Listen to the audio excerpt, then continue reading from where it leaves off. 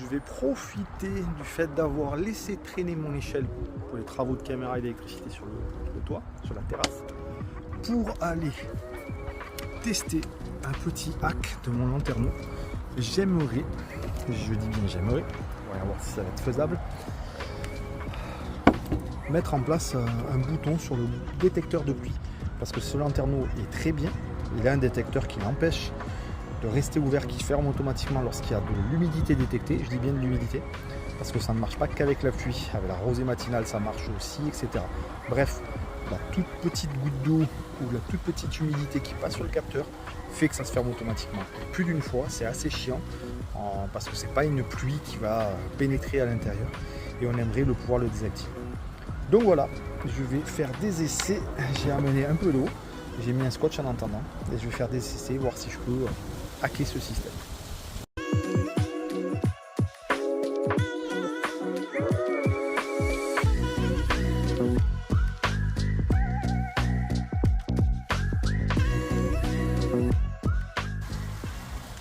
Alors comme je le disais, jusqu'à présent, pas lié à ce problème, j'ai mis un scotch sur, d'ailleurs qui a laissé des traces, sur le capteur.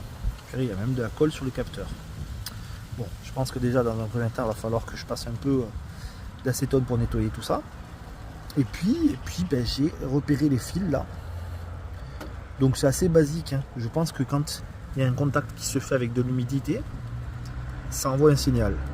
Si je coupe un des deux fils là, le signal ne passerait plus et à mon avis, ben, le détecteur ne marcherait plus. Donc je vais faire un essai en coupant, en envoyant un peu d'eau dessus, voir s'il se ferme ou pas. Là déjà, je vais vous montrer en direct. Hop. On va essayer de pas trop faire le bourrin. J'ai fait le bourrin. Et voilà. Là il se ferme. Bref, vous avez compris l'idée. Et je vais essayer de hacker ça. Alors pour commencer le boulot sur tout ça, vous voyez je l'ai réouvert. Il faut que je démonte. Donc j'ai commencé. C'est pas très propre d'ailleurs. Ça va être l'occasion de tout nettoyer. Mais je démonte l'ensemble. Il va me rester à démonter hop, la grille. J'ai fait partiellement ici. Il me reste deux vis à l'intérieur. Mais le capot c'est pas très accessible. Puis après je vais pouvoir démonter cet axe là. Il faudra que je fasse attention au câble électrique qui le contacte. Bon de toute façon je suis en position 0. Donc pas d'électricité qui passe. Voilà. Et puis voilà, une fois que j'aurai tout démonté, probablement que je vais pouvoir faire des tests en coupant le fil. Et le nettoyer bien entendu.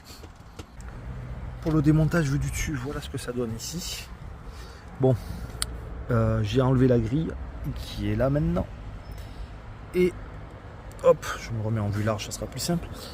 Et ce qu'on constate, c'est que là, même si j'ai enlevé les vis pour pouvoir bouger le cadre du ventilateur, c'est très très short. Parce qu'en réalité, le câble positif qui arrive en dessous de mon doigt là, je sais pas si on va le voir, il arrive en dessous de là-bas, voilà. Eh ben, il est très court. Donc en fait, je peux pas vraiment jouer sur ça. Juste on peut le déplacer, mais rien de plus. Ces câbles là donc vont venir jouer le ventilateur, l'activer ou pas. Et je pense que ça vous voit aussi un signal ici là. Tout simplement quand c'est en bout de course, ça coupe le signal et ça arrête l'ensemble, à la fois la ventilation et le capot, pour que ça ne fonctionne plus quand c'est fermé, en position fermée. Voilà, des autres automatismes, qu'est-ce que je vois d'autre? La sonde de température là, pour le thermostat. Donc ça c'est la sonde de température qui permet de gérer le thermostat. Et voilà, et puis le détecteur de pluie que je vais essayer de chanter. Donc voilà, hop, on va nettoyer tout ça. Petite bassine d'eau chaude, et puis on va frotter un peu tout ça avant de bidouiller le capteur. Et voilà, le lanterneau est tout beau, tout propre. Maintenant, on va passer au test.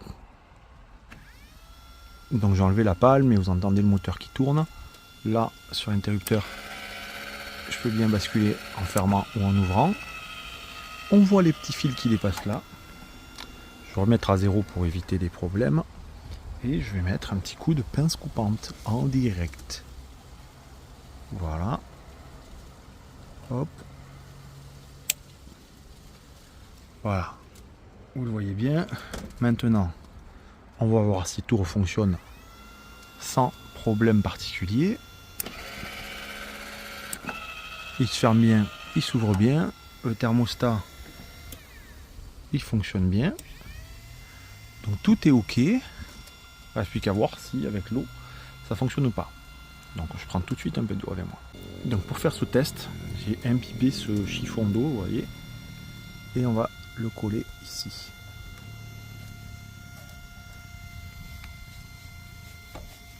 Ah, il se passe rien. Il se passe strictement rien.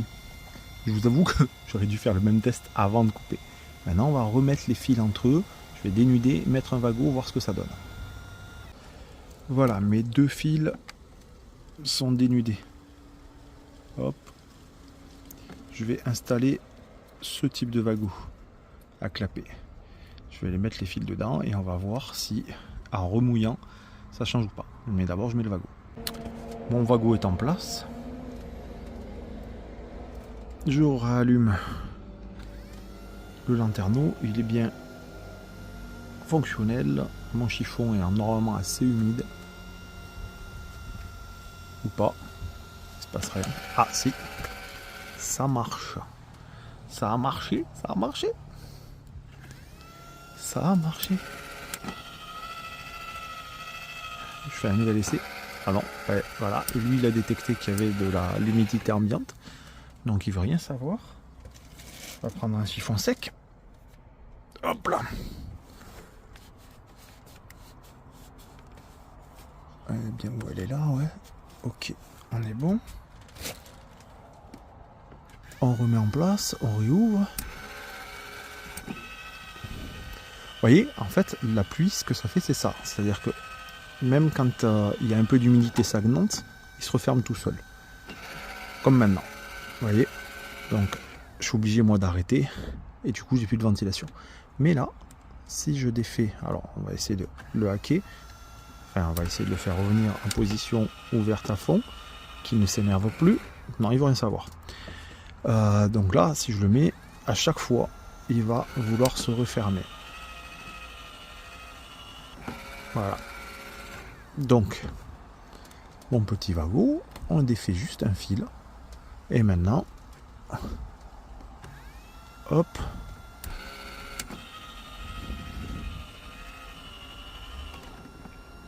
Ben ça marche bien. Ça marche bien. J'ai beau repasser mon chiffon humide là-haut. Il se passe rien. Vous voyez qu'il est humide, je laisse des traces d'eau en fait. Voilà. Donc, ça marche. Cette histoire de wagot, ça marche. Je n'ai plus qu'à améliorer cette idée-là. Et pour ça, je vais essayer d'installer un petit interrupteur ici. Je vous montre ça tout de suite. Bien. Alors, j'ai remis le ventilateur très rapidement, juste pour voir la marge que j'ai pour travailler. Comme vous voyez, j'ai un tout petit espace là qui pourrait me permettre de faire passer le câble, mais il ne faut pas se louper. J'ai une bordure ici. Donc je pense que je vais jouer sur cette bordure. Je vais faire passer le câble à l'intérieur là, sans creuser, hein, sans passer par derrière la paroi, parce que je ne sais pas du tout ce qu'il y a dedans. Donc je vais juste faire un tout petit trou, une petite entaille pour passer le câble ici. Et ici dans ce petit rebord aussi, pour installer mon petit bouton ici. Où c'est que j'ai mis le bouton? Là, je vous montre. Hop. Voilà, typiquement ce type d'interrupteur là. Faut bien que je calcule. Je vais probablement pas pouvoir le mettre en butée comme vous voyez là, parce qu'il viendra à rentrer en conflit. Donc bah ça sera pas très beau, mais ça sera un truc qui va ressortir légèrement ici. Là. Faut que je le mette à... Ouais, c'est chaud quand même. Faut que je cale le plus possible sur le côté. Aïe, ça va être compliqué à trafiquer cette histoire. Hop. Si je mets les fils juste pour voir ce que ça donne. Bref. Il faut vraiment bien que je calcule le truc et je me loupe pas. Bon, bah, j'ai analysé comme j'ai pu, j'ai été sur le dessus. Et je vois pas trop de solution avec ce petit interrupteur qui va prendre quand même un peu de place. Surtout sur la hauteur là des connectiques. Je vois pas d'autre solution que de percer. Ouais, je sais, c'est pas terrible, hein, on va voir ça. Mais bref, je vais essayer à tâtons, tout doucement, de percer par là, à cet endroit-là, puisque je serai pas trop loin des câbles comme ça, et d'essayer de ressortir du cadre là-haut. J'ai de la marge un petit peu, donc j'espère que je vais pas me louper. Il faut que je perce à la fois pour le passage des câbles et surtout pour qu'il y ait assez de place pour positionner ce petit interrupteur. Je suis pas chaud, hein, mais il faut bien le tester. Donc je commence par une petite roue, histoire de voir ce qu'il y a derrière. J'y ai été à tâtons, mais bonne nouvelle. Bon, j'ai décollé ça bien entendu pour travailler un peu mieux. J'ai enlevé le ventilateur. Et puis, voyons voir si je peux vous mettre le flash ici. Hop. On va zoomer dans le trou. Mais pour l'instant, ça a l'air d'être une bonne nouvelle. Parce qu'en fait... Bref, c'est une catastrophe. J'arrive pas à vous montrer. Y compris avec le flash. Mais c'est pas très grave. Parce que moi, de l'autre côté, ce que j'ai vu, c'est ça. C'est juste ces fils-là. Donc, ça veut dire que je n'ai aucun autre mécanisme que je pourrais casser. C'est plutôt une bonne chose. Maintenant, il faut que je réussisse à percer de ce trou-là jusqu'à l'autre côté. Je sais pas si je vais avoir une mèche assez longue pour ça. Mais bref, ça m'a l'air pas mal du tout. Bon, alors, je vais directement agrandir le trou ici, puisque c'est là où je vais mettre l'interrupteur. De l'autre côté, il faudra que le trou soit plus petit. Le fait que j'ai un trou plus gros ici va me permettre de manœuvrer plus facilement pour éviter de percer à travers les fils là-bas. Et pour faire mon trou à la bonne dimension, je vais me servir de ça, d'une toupie à étage. Donc du coup, là, je pourrais m'arrêter entre 20 et 22. C'est la dimension du petit interrupteur que je vais mettre ici. Donc c'est parti, je vais mettre du plastique partout. Let's go. Bon, j'y vais tranquillement, doucement, à tâtons, pour pas faire de bêtises. Vous voyez, du plastique partout. C'est pas encore suffisant pour faire rentrer le mécanisme. Mais là, vous allez pouvoir voir un peu plus, hop, ce que ça donne derrière. Voilà. Et même sans le flash, on le voit. Et avec le flash, on voit encore plus. On voit qu'il y a aussi des câbles rouge et bleu. Et rouge et noir, pardon. Donc il faut qu'il y aille cool, tranquillou. Voilà. On enchaîne. Bon, là, je commence à pouvoir passer mon doigt à l'intérieur. Et ce que je constate, c'est que en fait, ici, là, vers ici, j'ai ce rebord-là, cette paroi. Je suis trop proche de la paroi parce que si je continue, je vais ressortir par là. Donc je vais essayer d'amener mon trou un peu plus vers là-bas. Ça va pas être évident, je dois être à 18 sur les 20 qu'il faut. Tiens, voyons voir si l'interrupteur passe. Hop là. Tac. Vous voyez, il manque pas grand chose pour qu'il rentre. Sauf que maintenant, je vais devoir agrandir sur la gauche. J'ai mal centré mon trou. Je vais essayer de faire quelque chose qui soit pas trop dégueulasse. Et c'est que je m'en suis pas trop mal sorti. Bon, il reste encore des petites finitions à faire. Mais j'ai rien cassé. Déjà, a priori. Même si je me suis rendu compte qu'il y avait aussi un fil blanc que j'avais commencé à toucher. Là, mais que je n'ai pas abîmé. Donc ça va. Et puis ben, mon bouton, mon interrupteur, il rentre limite parfaitement. Là je vais pas appuyer parce que je vais me retrouver comme un con pour l'enlever après. Mais il rentre bien. Ça va le faire. Donc prochaine étape, maintenant, monter direct à la verticale, faire un trou pour passer le câble du dessus. Alors pour le trou direct vertical, je suis repassé sur une mèche des plus normales. Par contre, ne pas oublier que juste au-dessus, il y a le capteur. Donc deux solutions. Soit on est sûr de son coup en attaque directe, soit on dévisse le capteur. Il y a juste une vis qui maintient le capteur. Donc je vais faire le ouf et je vais attaquer direct. Quoique non, je vois la vis à côté. Je vais défaire la vis du capteur, soyons sages. Pour la vis du capteur, c'est pas très dur, hein. C'est juste celle-là à défaire. Et là, du dessous, je voyais ce petit trou-là. Donc je pense que je vais atterrir par là. Ou pas très loin. Mais bon, on va quand même défaire cette vis-là. déplacer le capteur tranquillement, histoire de ne pas faire de bêtises. Voilà. Hop. Putain, il doit être bien coulé avec le temps quand même. Non, ça va encore. Voilà. Tiens, d'ailleurs, je vais passer un petit coup ici aussi. Et on va faire le trou en dessous. Bon, alors pour le trou, on va essayer de faire ça propre quand même. Et je vais essayer, tant qu'à faire, d'utiliser le trou qui fait passer ces fils là, de m'approcher le maximum. Il est par là, voilà. En fait, je suis con. Je parle comme un livre en parlant de ça. Et je vais tout simplement utiliser le même trou. Pourquoi faire compliqué? Je vais utiliser le même trou, voilà. Donc, pas besoin de faire un nouveau trou. Je vais simplement prendre de quoi câbler mon petit interrupteur. Voilà, on va faire le pré-câblage de l'interrupteur maintenant, du coup. Bon, pour le câblage du petit bouton, même si c'est, je ne vous le cache pas, un bouton temporaire parce qu'il a 3 positions et que je vais mettre après un bouton de position, on-off tout simplement.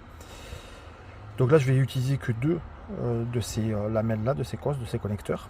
Et les câbles, je vais partir sur ce que j'ai en stock, à savoir du 16 AWG, voire du 18. Vous pouvez recycler des câbles comme ça, là. C'est des câbles pour les prises USB qui sont livrés avec les prises USB. Ça, c'est du 18 AWG, ça doit être entre 0,75 mm et 1 mm. Moi, je vais prendre des chutes de 16 qui sont aux alentours des 1,3 mm. Ça suffit largement, très largement. Et pour pas dénoter, puisque les fils là-bas sont noirs, ben, je vais prendre des petits bouts de fils noirs.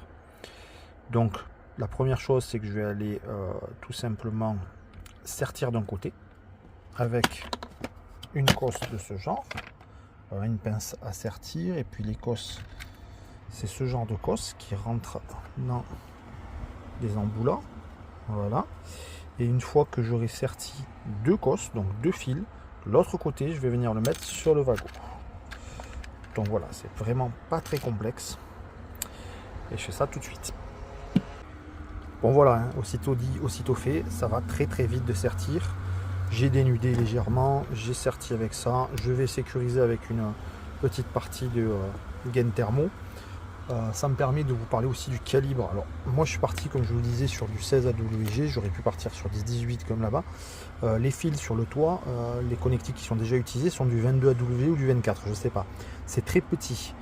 Vous pouvez toujours le faire, mais c'est plus difficile à la manipulation. Moi, je vous recommande d'avoir des bonnes habitudes. Si vous le pouvez, de partir légèrement surcalibré plutôt que sous-calibré. Ça, c'est une bonne habitude en termes d'électricité. Et surtout, ça vous facilitera la manipulation.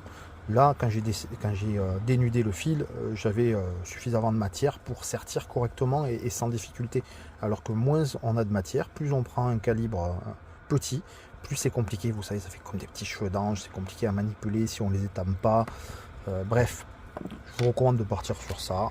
16 AWG, 18 AWG, c'est assez universel, les connectiques marchent bien avec, et puis ça coûte pas grand chose de différence avec plus petit. Voilà, donc quant à moi, je vais maintenant mettre la gaine thermo, passer un petit coup de chalumeau, histoire de tout prendre, et on pourra aller placer les fils pour voir ça. Mes 2 fils sont prêts, la gaine est bien mise en place, tout est ok. Donc maintenant, on va aller tester ça directement en plaçant dans le trou. Alors pour placer dans le trou, ça va pas être dur, je passe par le dessus et j'essaye d'attraper le câble en dessous. Hop, on va essayer avec le premier. Je vais poser ça là. Hop. Voilà. Donc le trou il est par là. Je le fais à tâtons. Voilà. Alors, est-ce que on réussit à l'avoir par là? Hop. Hop. Ben, il est déjà là. Alors, soit on a pas mal de dextérité, on peut s'en sortir au doigt. Soit on prend une pince. Hop. Une pince à long bec, ça fait largement l'affaire. Hop, voilà, on y est. Tac, il faut être délicat, alors c'est pour ça que moi avec une main sur la caméra c'est pas simple. Voilà, et puis vous savez quoi, ben, je l'ai fait à l'envers. Donc je vais pas recommencer. Voilà, mais vous avez compris le principe. Je recommence. Parce que c'est bien entendu la cosse que je veux avoir. D'ailleurs, je me demande si je suis pas en train de faire une bêtise avec les fils. J'ai le capteur là-bas. Non, c'est bon. J'ai les deux fils là. Il ne faudrait pas que je perde les fils au passage. Donc, voyons voir, elle est où cette cosse? Elle descend. Putain, elle est arrivée presque pile en face. Ben voilà, elle est arrivée en face toute seule. Donc là, on est bon. Lui, eh bien, je vais pouvoir le mettre sur une vago là-haut, ou les fusionner avec les autres fils. Je fais passer le deuxième câble, je mets en place le bouton, et après on parle de la partie du haut. Mes cosses sont là, petit encart technique. Bon là c'est un 3 positions, vous oubliez la troisième position. Et pour faire simple, en position à plat, en 0, il n'y a aucun contact qui se fait. En 1, ça va venir amener l'électricité de là à là. Voilà. En gros au milieu vous faites arriver l'électricité. Et là, c'est quand on appuie sur la position qui se trouve là. Et si c'était la position de droite, ben, ça serait celui de droite. Rien de sorcier. Voilà. Voilà, c'est mis en place. J'ai légèrement positionné le bouton. Les cosses sont prises, les fils sont là-haut. Je n'ai plus qu'à aller en haut pour voir comment on va faire le câblage. Je vais vous expliquer ça. J'ai pris avec moi 2 wagons, 2 positions. Enfin, 2 voies. Let's go en haut.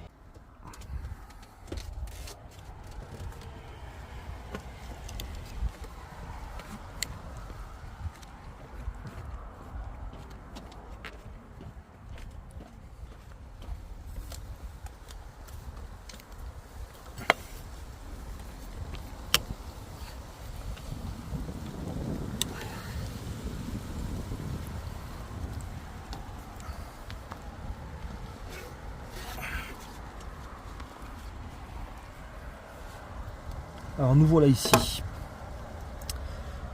Je vous fais une petite explication très basique. On a probablement un câble qui amène de l'électricité et qui le transmet. Donc, ce qu'il faut faire, c'est à la source brancher la cosse qu'on a mis sur le 0. Donc je ne sais pas si c'est celui-là ou celui-là, on va voir. Et ensuite, sur le deuxième fil, on va le renvoyer au fil qui est débranché. Tout simplement. Je vous montre avec les wagons. Bon alors, je vous explique comment faire le câblage. Je suis sur le dessous, mais c'est largement suffisant. Alors, pour ma configuration à moi, j'aimerais simplement que quand j'appuie sur le 1, la fonctionnalité s'active. Donc je ne câble pas le 1 visiblement sur ce bouton-là. On verra, je vous ferai un update avec le bouton adéquat. Mais avec celui-ci, je ne câble pas le 1. Et sur le 0, j'envoie. Donc sur le 0, c'est le câble, le petit câble qui part à gauche et un gros câble. Donc celui qui va sur le 0. Et de l'autre côté, je reprends mon deuxième câble, plus le petit câble qui part ici, sur ma plaquette de détection. Sachant que j'ai de l'eau stagnante là. Bon, là je les pose un peu comme ça pour pas que ça rentre en contrainte. Et je vous montre, petite démonstration avec l'eau stagnante, ça devrait s'activer assez rapidement. Voilà. Pour le bloquer, ben, je me remets en 0.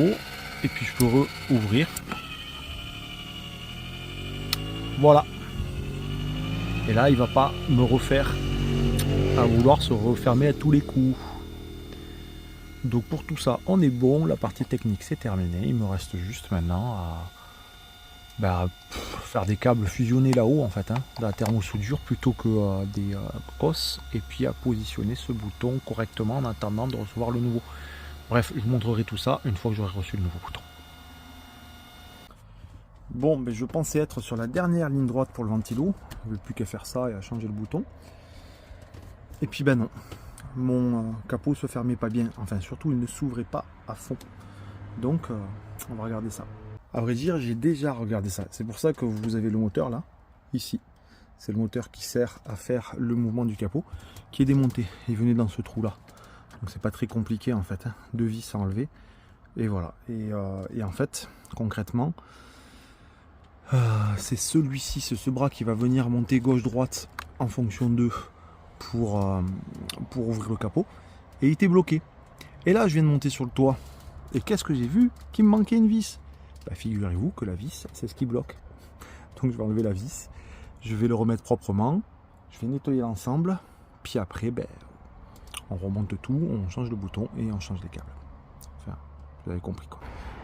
Donc voilà, pour me rendre compte du problème, j'ai carrément été démonter la charnière là, du capot.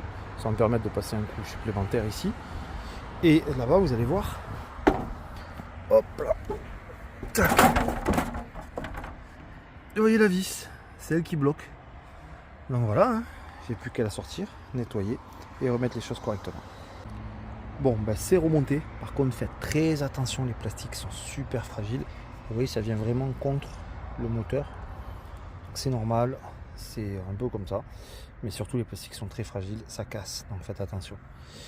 Maintenant, il faut que je remonte le mécanisme à fond pour pouvoir venir remettre le capot et enfin terminer par les fils, en tout cas du côté extérieur.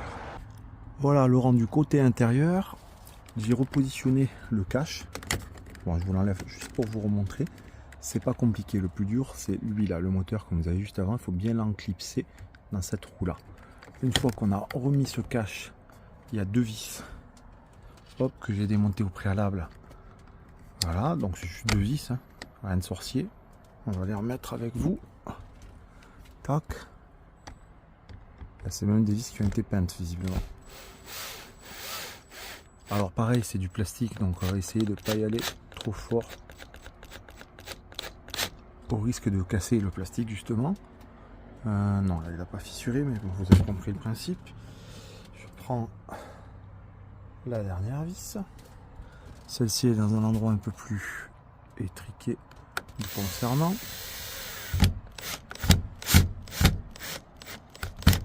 Voilà. Je pense qu'on sera bon. Je vérifie. Ouais. Ça devrait faire l'affaire.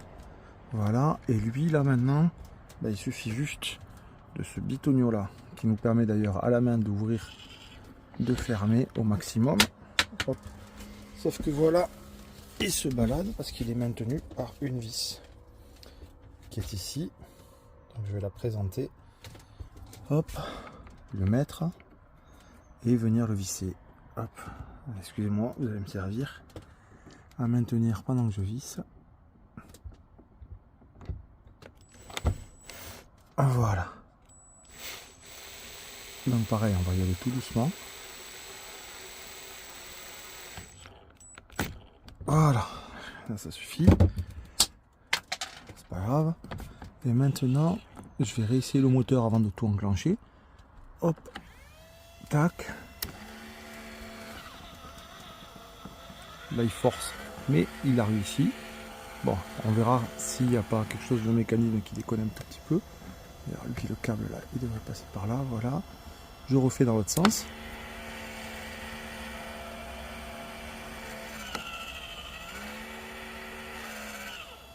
Et j'ai l'impression qu'il va beaucoup plus haut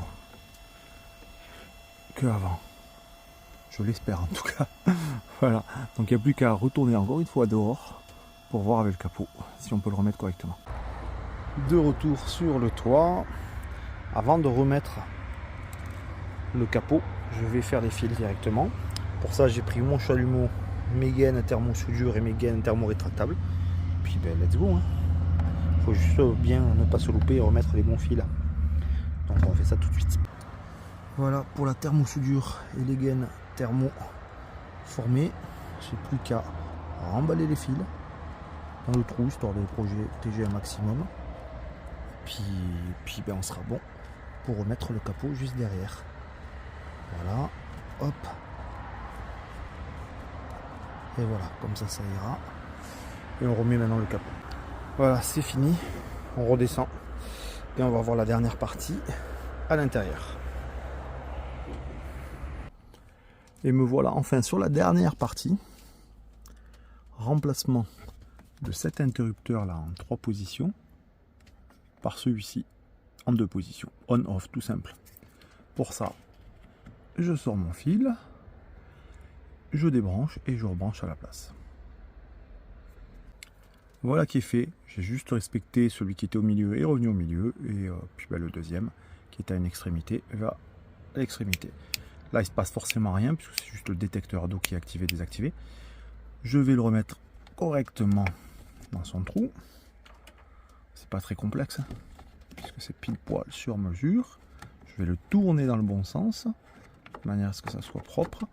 puis après, il me restera juste à faire demain un petit test d'humidité pour voir si ça fonctionne correctement. Petit bilan final sur cette modification du lanterneau. J'en suis super content. Franchement, c'est même une fonctionnalité qui pour moi devait être présente nativement sur ce type de produit. Je vais vous en parler un petit peu plus en vous montrant sans ma tête pour cette conclusion. Donc le voici, hein, toujours pareil. Là, ça fait quelques mois que j'ai fait les modifications. Hop, avec ce bouton qui se trouve ici, comme vous le voyez. Donc rien de spécial hein, à vous raconter, si ce n'est que ça marche très bien. Clairement, en ce moment-là, on a une période avec un peu plus de pluie au mois de juin. Donc régulièrement, je pars au travail, je laisse l'enclencher le détecteur. Comme ça se ferme tout seul et c'est une sécurité pour pas être inondé à mon retour.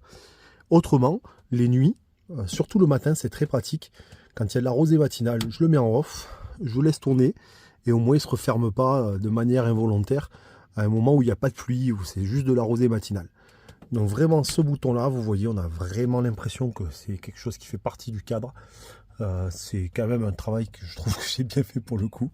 Et comme je disais, c'est un indispensable pour moi. Ce genre de lanterneau, sans cette fonction là, c'est bof. Donc voilà, j'en suis très content et je vous invite à essayer de reproduire si vous avez besoin. Je pense même que ça peut se faire sur d'autres types de lanterneaux. Il faut juste avoir la logique, trouver le câble du détecteur de pluie. Puis après, à vous de jouer. Vous avez les éléments dans la vidéo. Voilà.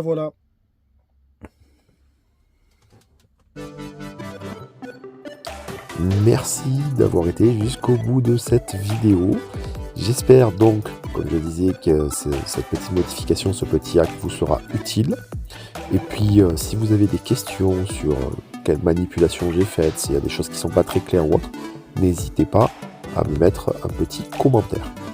Autrement, vous pouvez aussi retrouver d'autres éléments sur mes sites internet, mon Instagram, ou encore sur cette chaîne YouTube. Donc n'hésitez pas à consulter tout ça et puis à me faire un retour, un petit pouce, c'est toujours sympathique. Je vous remercie et puis je vous dis à la prochaine.